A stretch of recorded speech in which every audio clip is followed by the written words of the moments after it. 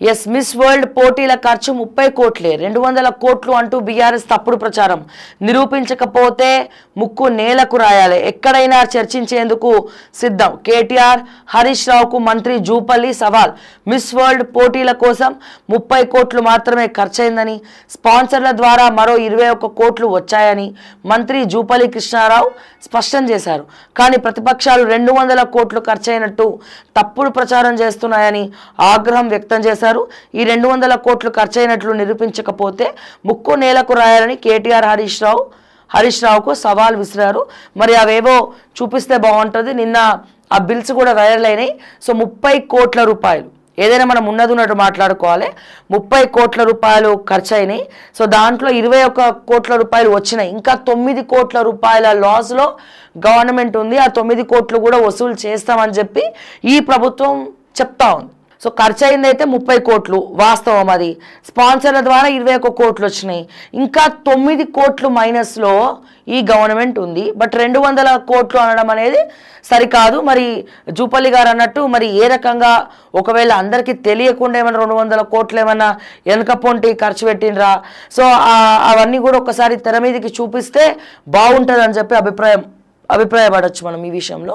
And అంతేకాదు, మరి 200 కోట్ల విషయంలో ప్రెస్ మీట్ పెట్టి మాట్లాడినటువంటి జూపల్లి కృష్ణారావు మిస్సింగ్ ల్యాండ్ విషయంలో ఎందుకు మాట్లాడట్లేదు? ఫహీమ్ ఖురేషీ విషయంలో ఎందుకు మాట్లాడట్లేదు? అంతేకాదు ప్రజలారా, నిన్న జరిగినటువంటి ఒక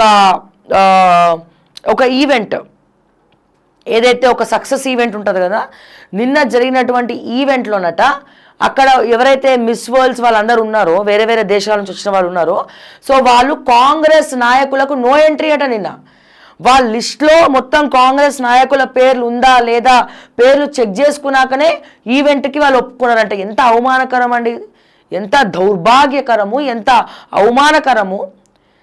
ఫహీమ్ ఖురేషీ ఉన్నాడా లేదా, మిగిలిన కాంగ్రెస్ మంత్రులు ఉన్నారా లేదా, కాంగ్రెస్ నాయకులు ఉన్నారా లేదా, వీళ్ళు వస్తే మమ్మల్ని మళ్ళీ టార్చర్ పెడతారు అని చెప్పి లిస్టులో ఎక్కడైతే నిన్న జరిగిన ఈవెంట్ ఉందో ఆ ఈవెంట్కి సంబంధించినటువంటి లిస్టులో కాంగ్రెస్ నాయకులకు నో ఎంట్రీ, వాళ్ళు వస్తే మేము ఈవెంట్కి రాము అని తెగేసి చెప్పారు.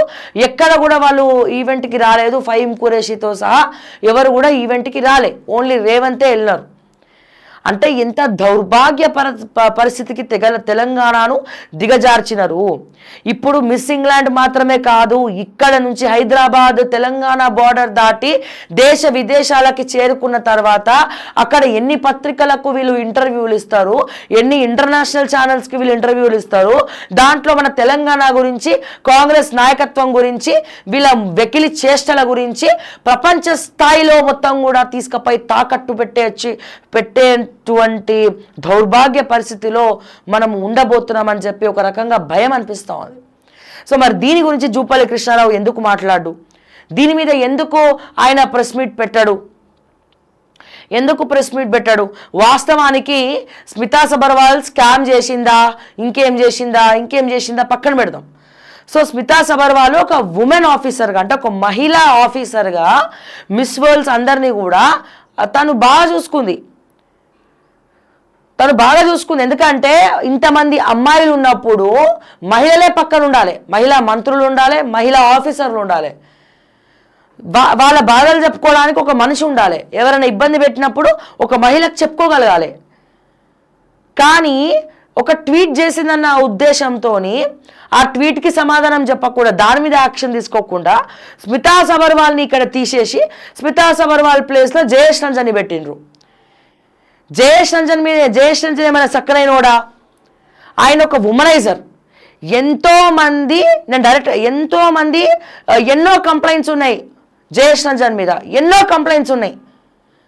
చాలామంది ఇబ్బంది పడినటువంటి డాకాలు ఉన్నాయి జయేష్ రంజన్ మీద.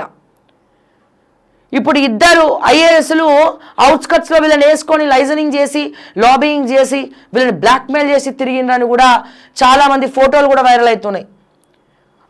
ఓఆర్ఆర్ అవుట్స్కట్స్లో వాళ్ళని కారులో ఎక్కించుకొని తిరుగుతున్నారని చెప్పి. సో ఒక మహిళా ఆఫీసర్ ఉండడానికి, ఒక మేల్ ఆఫీసర్ ఉండడానికి చాలా డిఫరెన్స్ ఉంది ఇక్కడ. చాలా అంటే చాలా డిఫరెన్స్ ఉంది. మరి ఏ రకంగా మీరు జయేష్ రంజన్ ఎంకరేజ్ చేస్తున్నారు? ఏ రకంగా ఎంకరేజ్ చేస్తున్నారు వీటన్నిటికీ? ఒక మహిళా మంత్రికి పోయి వీళ్ళు బాధ చెప్పుకుంటా ఉంటే ఆ మహిళా మంత్రి ఒప్పుకుంటే ఒప్పుకోండి లేకపోతే లేదా అని చెప్పి నాకేం సంబంధం అని ఎక్కిపోయిందట మహిళా మంత్రి.